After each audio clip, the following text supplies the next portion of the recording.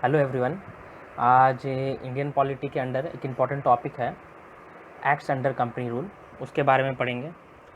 उससे related important questions देखेंगे और डिस्कस करने के बाद इम्पॉर्टेंट प्रोविजंस जो एक्ट्स के हैं we will solve all those questions. Okay, so let's quickly move to our goal. Our goal is to understand important acts जो कंपनी रूल के अंडर बनाए गए हैं ब्रिटिश गवर्नमेंट के द्वारा। तो जितने भी एक्ट्स थे, जितने भी कानून थे जो आज़ादी से पहले बने, उसको दो कैटेगरी में बांटा जा सकता है। एक तो जो कानून बने कंपनी रूल के अंदर, कंपनी रूल बोले तो बिफोर 1858 जब East India Company major role play कर रही थी टू एडमिनिस्टर इंडिया, और 1858 जब फर्स्ट वॉर ऑफ इंडिपेंडेंस हुआ उसके बाद ब्रिटिश गवर्नमेंट ने डायरेक्ट कंट्रोल ले लिया एडमिनिस्ट्रेशन ऑफ इंडिया का, जिसको क्राउन रूल कहते हैं। उसके अंडर जो लॉ बने, जो एक्ट्स बने, इसको दो कैटेगरी में हमने बांट दिया। सो द टॉपिक जो हम लोग डिस्कस करेंगे, जो कानून हम लोग डिस्कस करेंगे presently under this video lecture, वो केवल इस टॉपिक को कवर करेगा। हम दूसरे वीडियो लेक्चर में इस टॉपिक को कवर करेंगे, acts under crown rule. So आगे बढ़ते हैं, लेट्स क्विकली मूव। सबसे पहले we will see different questions, important questions under our topic, फिर हम टॉपिक को समझेंगे and then we will try to solve all those questions. Okay, let's quickly move through questions. Don't worry अगर आपको आता है नहीं आता है। Okay, which of the following acts of British state in East India designated the governor general of Bengal. मतलब किस act के थ्रू बंगाल के जो गवर्नर थे उनको गवर्नर जनरल ऑफ बंगाल का टैग मिला, डेजिग्नेशन मिला। Okay, these were the different options. एक बार ऑप्शंस को देख लिए। Regulating act, Pitt's India act, charter act and charter act of 1813। Okay, let's move to next question quickly. Okay, which of the following act of British India provided for the establishment of a Supreme Court at Calcutta। मतलब कैलकाटा में जो supreme court का establishment हुआ किस act के under हुआ? Regulating act 1773 या पिट्स India act of 1784 या charter act of 1813। This second question, just go through question, don't worry about answer. Let's move to third question. Which of the following British Act envisages the parliamentary system of government? Parliamentary system of government, we are well aware of that कि हमारा parliamentary system of government होता कहाँ है। हमारे parliament होते हैं, lower house होता है, अपर हाउस होता है, लेजिस्लेशन बनते हैं वहाँ पे, and then there is executive जो रिस्पॉन्सिबल होता है पार्लियामेंट के लिए। तो ये जो पार्लियामेंट्री सिस्टम है, किस एक्ट ने इस पार्लियामेंट्री सिस्टम की तरफ पहला कदम बढ़ाया था? किस एक्ट ने? चार्टर एक्ट ऑफ 1793 या चार्टर एक्ट ऑफ 1813 या 33 या 53। Let's move to next question. Which of the following British act introduces Indian civil service as an open competition? Open competition मतलब कोई भी बैठ सकता है, ऐसा कोई रिस्ट्रिक्शन नहीं है। तो किस एक्ट के थ्रू ये किया गया था? These are 4 options. Okay, I think you have gone through the question. Let's move to next question. This is next question. Consider the following statement. आपको consider करना है following statement को regarding what? Regarding Charter Act of 1833. 1833 से related इस दोनों provisions को देखें अच्छे से। पहला, it allowed missionaries for spreading the Christianity in India. इस एक्ट ने allow किया कि आप क्रिश्चियन मिशनरीज को कि भाई आप आओ इंडिया में और क्रिश्चियनिटी को फैलाओ। क्या इस एक्ट ने ये प्रोविजन या इस एक्ट के किसी प्रोविजंस ने ये अलाउ किया? दूसरा statement, it made British East India Company as an administrative body. मतलब इस एक्ट ने ब्रिटिश ईस्ट इंडिया कंपनी को केवल एडमिनिस्ट्रेटिव बॉडी का ही टैग दे के रख दिया। मतलब it took over commercial activity from British East India company. अब now you have to decide कि बोथ स्टेटमेंट्स आर करेक्ट और फॉल्स, और one statement is correct regarding Charter Act of 1833. Okay, let's move to next question. Consider the following. इस statement को, दोनों statement को ध्यान से पढ़िए। पहला स्टेटमेंट क्या कहता है? The office of Governor General of Bengal, governor general का जो ऑफिस था बंगाल का, replaced with the Governor General of India। बोले तो जो गवर्नर जनरल ऑफ बंगाल थे वो गवर्नर जनरल ऑफ इंडिया बन गया। ठीक है। सेकेंड स्टेटमेंट क्या बोलता है? Lord William Bentinck became the first governor general of British India. मतलब जो लॉर्ड विलियम बेंटिक थे वो सबसे पहले governor general of British India बन गए। अब इन दोनों स्टेटमेंट्स क्या चार्टर एक्ट 1833 के मेन फीचर्स हैं? क्या केवल पहला स्टेटमेंट मेन फीचर है या दूसरा है या दोनों है या दोनों में से कोई स्टेटमेंट चार्टर एक्ट 1833 के मेजर प्रोविजन नहीं है? ओके, समझ में आया? क्वेश्चन समझ में आना चाहिए बस, don't worry about answer. I have told you repeatedly, answer के बारे में मत सोचिए। I can guarantee you, I am giving you 100% guarantee कि अगर आप ठीक से इस वीडियो को देखेंगे तो you will be able to answer all these questions. Next question, assertion, reason based question है। असर्शन है कि पिट्स इंडिया एक्ट ऑफ 1784 ने डिस्टिंग्विश किया कंपनी के कॉमर्शियल एक्टिविटी को और पॉलिटिकल एक्टिविटी को। रीज़न क्या है कि जो पिट्स इंडिया एक्ट ऑफ 1784 उसने बनाया कोर्ट ऑफ डायरेक्टर्स जो मैनेज करेगा कॉमर्शियल अफेयर्स, और एक नई बॉडी बनाई, created a new body called board of control जो पॉलिटिकल मैटर्स को कंट्रोल करेगा, जो पॉलिटिकल अफेयर्स को मैनेज करेगा। ठीक है, अब 4 answers you are well aware of कि दोनों ए और आर सही है और आर जो है करेक्ट एक्सप्लेनेशन भी है। दोनों ए और आर सही है लेकिन आर करेक्ट एक्सप्लेनेशन नहीं है, वो दोनों गलत है या दोनों ट्रू है। Next, last question, who was the first governor general of Bengal? Governor general of Bengal, इसमें कंफ्यूज नहीं होना है, 2 चीज़ है, 3 चीज़ है बेसिकली। एक तो गवर्नर, दूसरा गवर्नर जनरल ऑफ बंगाल, तीसरा गवर्नर जनरल ऑफ इंडिया। तो इन तीनों में कंफ्यूज नहीं होना है कभी। तो गवर्नर जनरल ऑफ बंगाल कौन थे पहले गवर्नर जनरल बंगाल? इन चारों में आपको आंसर देना। Okay, now these were some questions from the topic.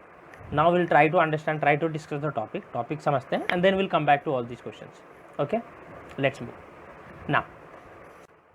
शुरुआत करते हैं रेगुलेटिंग एक्ट से। रेगुलेटिंग का मतलब ही होता है कंट्रोल, मॉनिटर।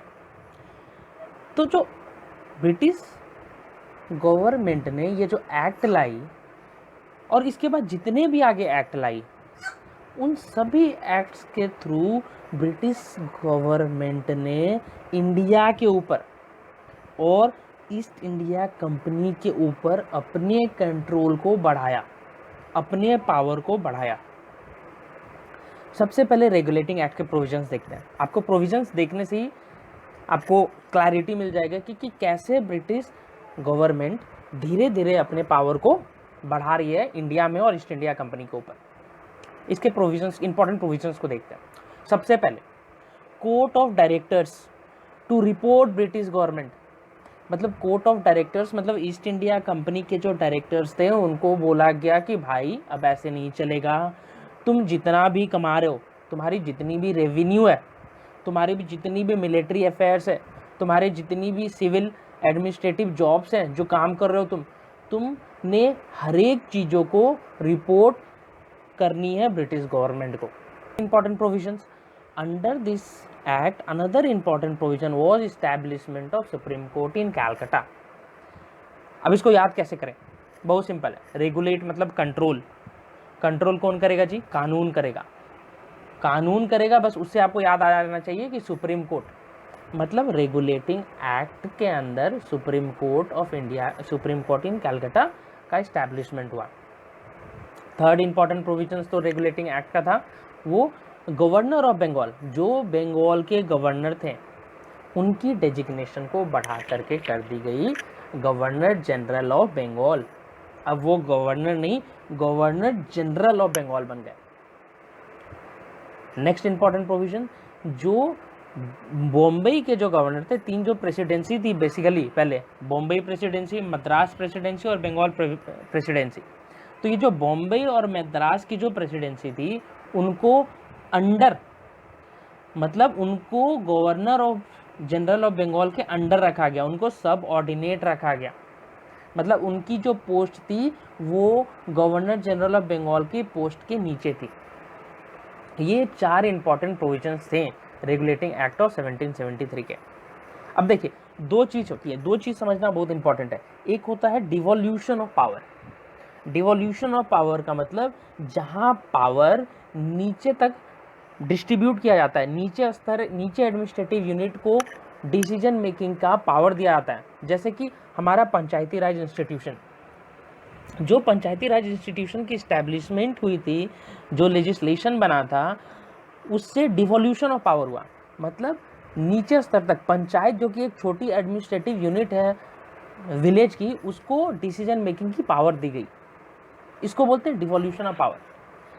सेकंड होता है सेंट्रलाइजेशन ऑफ पावर, मतलब एक जगह पावर का रहना।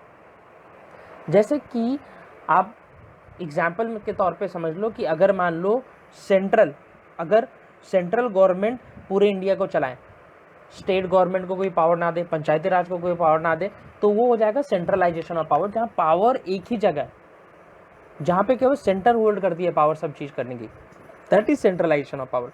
तो जो रेगुलेटिंग एक्ट ऑफ 1773 का, वो सेंट्रलाइजेशन ऑफ पावर के तरफ एक कदम था। क्योंकि आप देखो, गवर्नर जनरल ऑफ बंगाल को सबसे ऊपर रखा गया और गवर्नर जनरल ऑफ बॉम्बे और मद्रास को उसके नीचे रख दिया गया, उनके सबऑर्डिनेट बना दिया गया। तो ये जो एक्ट था वो सेंट्रलाइजेशन ऑफ पावर की तरफ एक कदम था।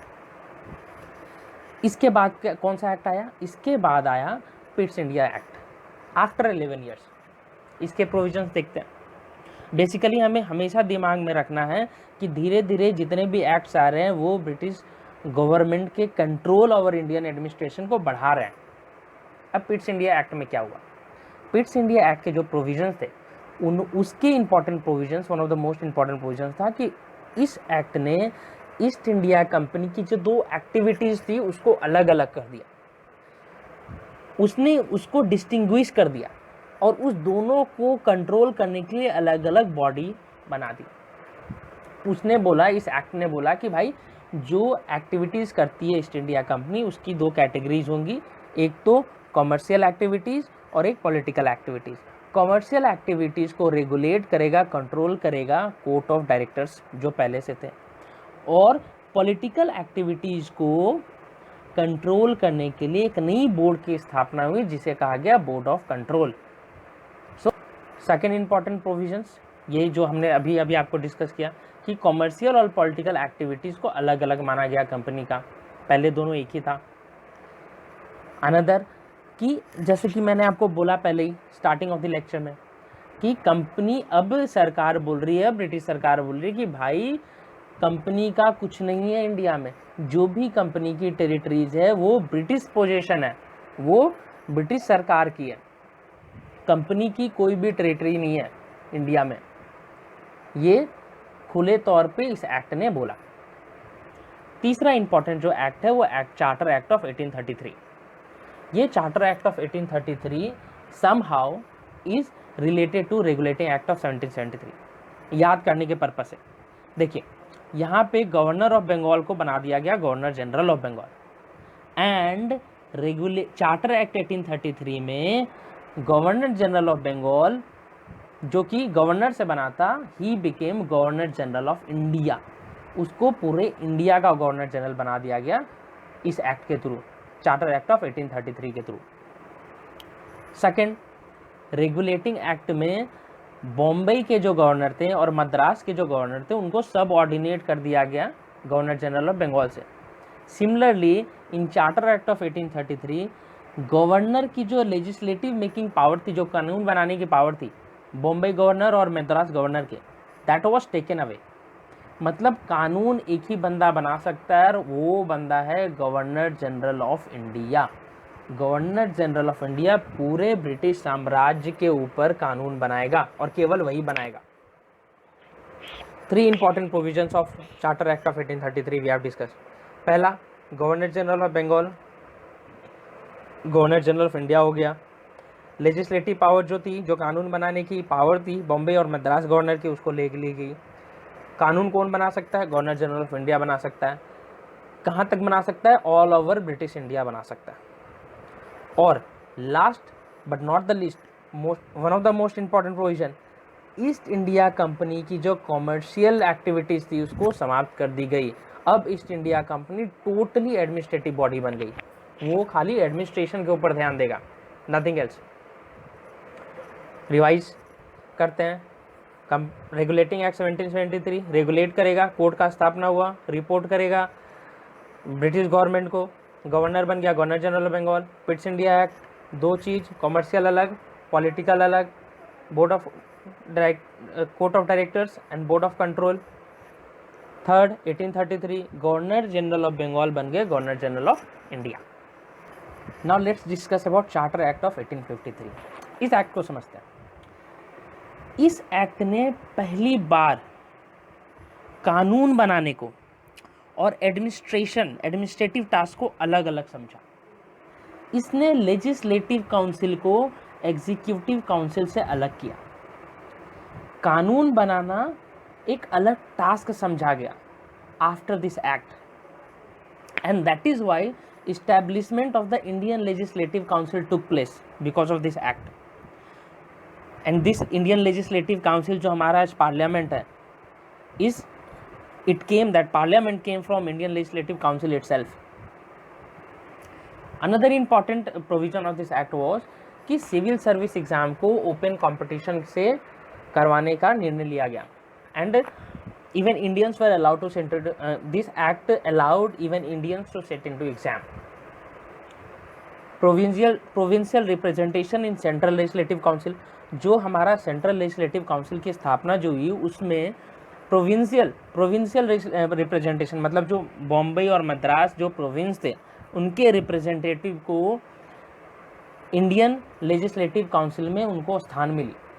मतलब they were also made part of Indian legislative council, they were also made part of a council which was given responsibility of making law for the country. So this was all about all four acts, important acts under company rule. Year, I don't think year is important, but yes, you have to remember provisions. Important provisions आसानी से याद की जा सकती है, जैसे regulating, एक तो RPCC आप याद रखें, regulating, then Pitt's, then charter and then again charter.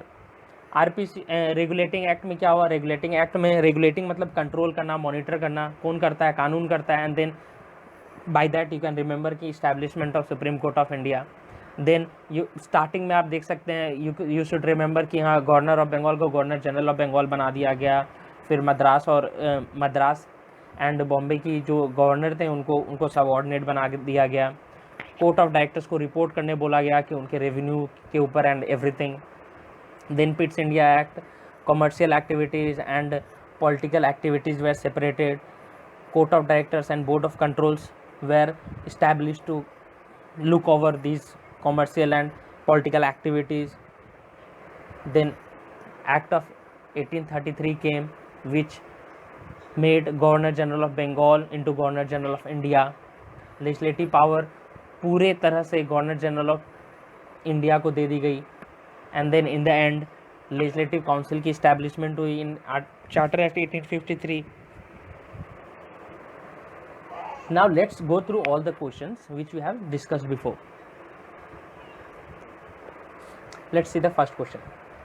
Which of the following acts of British India designated the governor general of Bengal? किस एक्ट के through governor general of Bengal का डेजिग्नेशन आया? Very simple. I think each one of you should know this. Yes, the answer is Regulating Act 1773. All of you should know this. अगर आपने video ठीक से देखा है, we have discussed this too many times.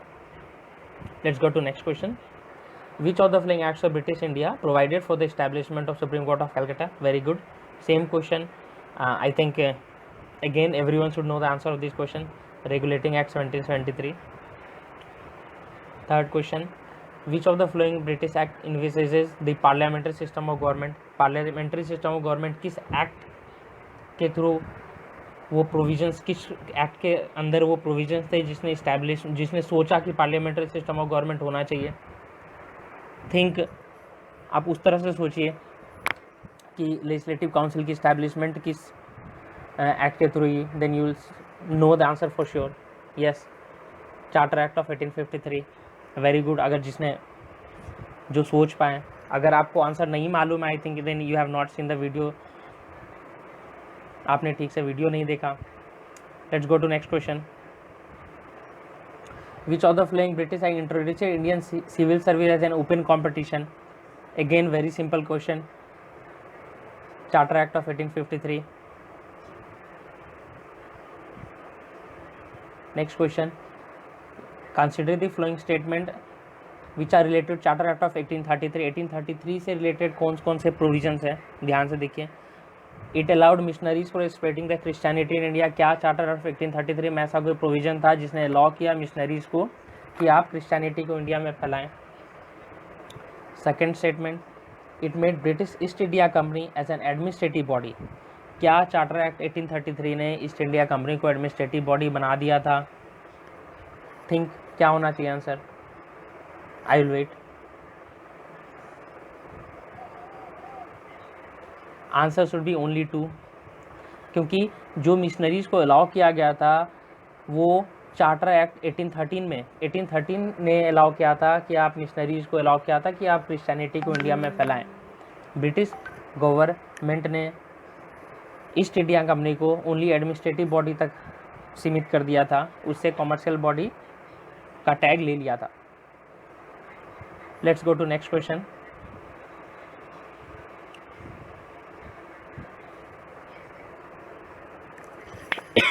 The office of Governor General of Bengal replaced with the Governor General of India.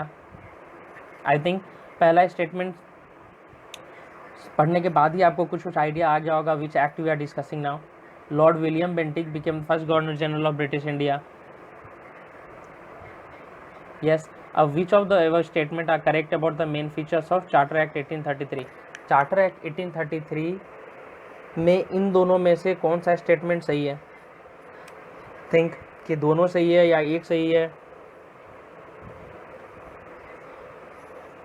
Answer is both 1 and 2.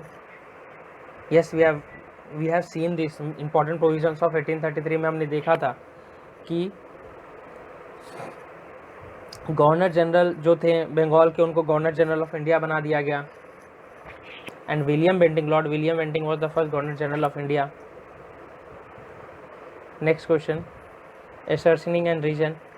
Pitt's India Act of 1784 distinguished political functions of the British East India Company from commercial function. Go through the question. I'll let you read the question, then tell me the answer.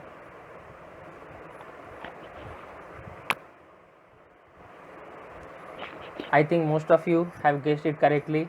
Answer is A. Both A and R are true and R is the correct explanation of A. Let's move to next question. Next and last question. Who was the first Governor General of Bengal? Yes, you are right. Lord Warren Hastings was the first Governor General of Bengal, and Lord William Bentinck was first Governor General of India.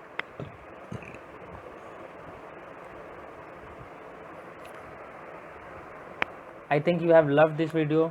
आप सभी को अच्छे से समझ में आया. Please like, share and subscribe. इस channel को सब्सक्राइब जरूर कीजिएगा. Thank you very much.